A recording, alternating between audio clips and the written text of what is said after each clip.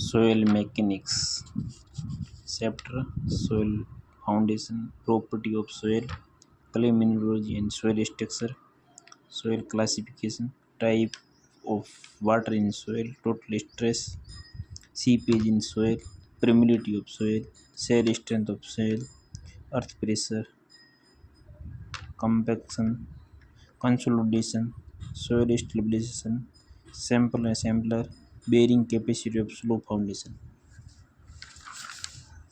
Soil foundation chapter soil formation of cycle exciting rock weathering action air water forest disintegration vigaton transportation by transport agency deposition और upheaval.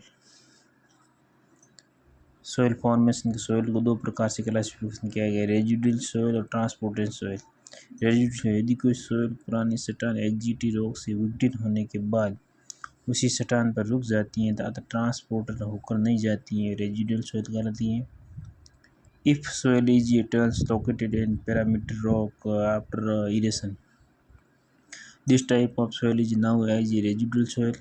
Transported soil यदि किसी चट्टान से विघटित होने के बाद कोई सोयल ट्रांसपोर्ट एजेंसी के द्वारा दूसरे स्थान पर जाकर डिपोजिट हो जाती हैं तो सोयल ट्रांसपोर्टेड सोयल कहलाती हैं।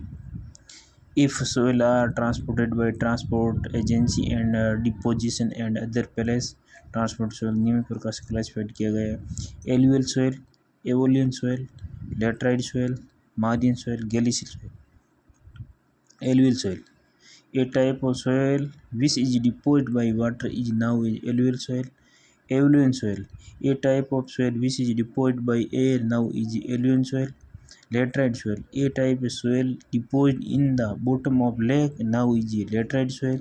Marine soil a type of soil which deposited in the bottom of sea is now is marine soil.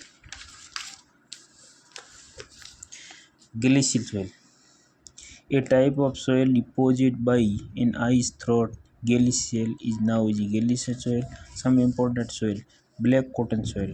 Black cotton soil is structure बनाने के लिए बहुत ज़्यादा हानिकारक होती हैं। ये संभव हो तो ब्लैक कॉटन सोयल पर स्ट्रक्चर नहीं बनाना चाहिए। यदि ब्लैक कॉटन सोयल पर कोई स्ट्रक्चर बनाया जा रहा है तो ब्लैक कॉटन सोयल की डेप्थ कम हो तो पूरी लेयर को रिमूव करके स्ट्रक्चर बनाना चाहिए। यदि ब्लैक कॉटन सोयल की डेप्थ बहुत ज़्यादा हो जिसे हटाना जाना पॉसिबल नहीं हो तो उस कंडीशन में स्ट्रक्चर बनाते समय फाउंडेशन के रूप में अंडर रिपेलेंट पाइल का उपयोग किया जाना चाहिए। यदि आईआईटी रुड़की ने बनाया ब्लैक कॉटन सोयल सबसे बड़ा डिसएडवांटेज ये है कि जैसे ये सोयल पानी के संपर्क में आती है तो इसमें बहुत ज़्यादा फुला हुआ एक्सचेंज सेवलिंग आ जाता है और जैसे ये सूखती हैं तो इसमें आयतन में बहुत ज़्यादा कमी एक्सचेंज श्रिंकेज उत्पन्न होने लगता है। ब्लैक कॉटन सोयल जब सूखती हैं तो कंडीशन में सोयल में 10 से 15 सेंटीमीटर चौड़ी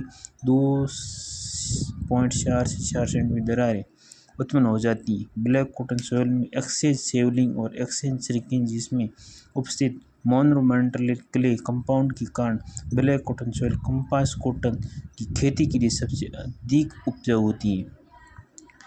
लॉसेस सोयल ऐसी सोयल विंड के द्वारा ट्रांसपोर्ट करके डिपोजिट किया जाता है। उसे सोयल के पार्टिकल कमजोर में कैल्शियम कार्बोनेट एंड मोनोमेंटालिटी के द्वारा आपस में बंद लॉसेस सोयल कहलाती है।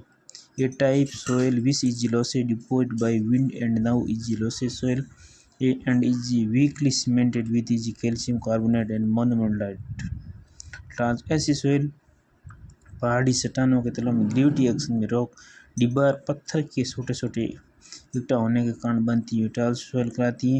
ये type soil which is deposited bye accumulation of rock deposited in the bottom of hill shape under gravity action.